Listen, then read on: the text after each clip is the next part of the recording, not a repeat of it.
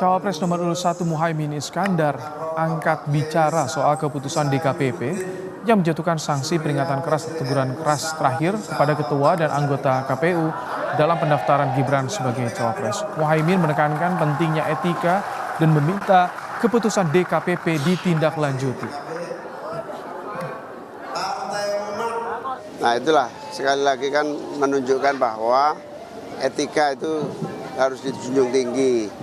Dan karena itu menjadi cacat kalau tidak berdasarkan etika. Nah keputusan DKPP ini harus ditindaklanjuti apakah kemudian pemilu ini bisa diteruskan atau tidak.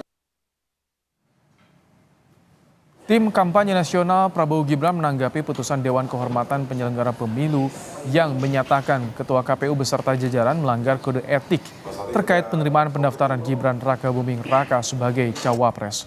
TKN menegaskan putusan DKPP tak ada kaitan secara hukum dengan status pencalonan paslon Prabowo Gibran. TKN juga menilai putusan itu tidak menyebut pendaftaran Prabowo Gibran menjadi tidak sah.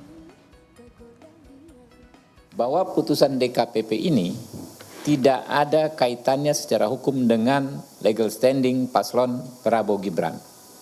Karena paslon Prabowo Gibran bukanlah terlapor, bukan juga turut terlapor dalam perkara ini.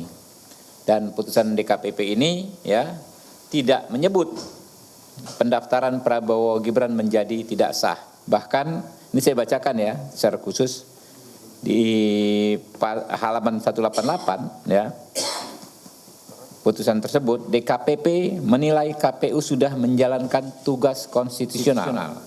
Pertimbangannya adalah yang pertama bahwa berdasarkan ketentuan tersebut di atas, KPU inkasu para teradu memiliki kewajiban untuk melaksanakan putusan Mahkamah Konstitusi tersebut sebagai perintah konstitusi.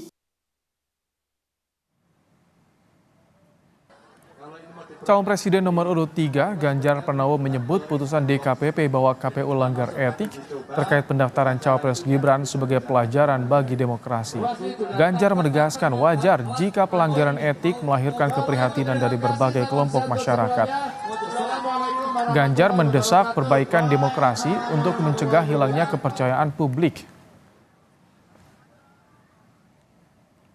Iya, saya juga membaca tadi agak terkejut juga kita melihat DKPP terkena, ada keputusan yang menyampaikan bahwa dia melanggar etika. Saya belum tahu apa kemudian hukuman yang diberikan pada soal etika ini. Maka mudah-mudahan menjadi pembelajaran buat kita semua.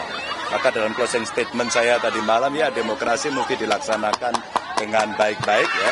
Tidak boleh ada yang mengangkangi demokrasi, prosesnya berjalan dengan baik, dan lihatlah kalau MK-nya juga kena problem etika, terus kemudian KPU-nya kena etika, apa yang kemudian bisa kita banggakan pada rakyat dari proses pemilu ini? Maka ini alert untuk demokrasi kita, hati-hati ya, peluit sudah ditiupkan oleh rakyat. Kalau kita tidak bisa memperbaiki hari ini, maka selebihnya kepercayaan itu akan hilang.